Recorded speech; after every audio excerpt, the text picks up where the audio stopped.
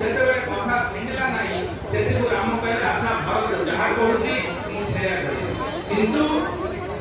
ଗୋଟେ ବୁଲିଆ ଆଣି ତା ମନ ଖରାପ ହେଲା ତାକୁ ଟିକେ ବୁଲେଇକି ହିନ୍ଦି ଆସେ ଆଉ ଯିବୁ ଆଉ ଯଦି ହବ ମୋ କତେ ଫୋନ୍ କରିବି ଚାଲ ଆଜି ଆମ ବାପାଙ୍କ ବିପତ୍ତି ଆପସରେ ବାଣ୍ଟି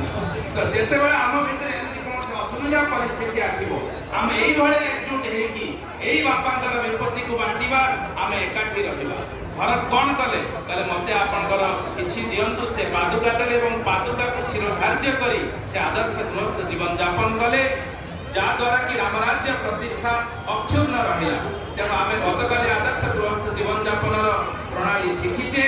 ଆଦି ସମଶକ୍ତି ଯଦି ଏଇଭଳି ଭାବରେ ଭାଇଚାରା ସତ୍ୟ ଧର୍ମ ନ୍ୟାୟରେ ପ୍ରତିଷ୍ଠିତ ହେଇପାରିଲା ତାହେଲେ ଠାକୁରଙ୍କ ଇଚ୍ଛା ନିଶ୍ଚୟ ଫଳବତୀ ହେବ। ଜୟ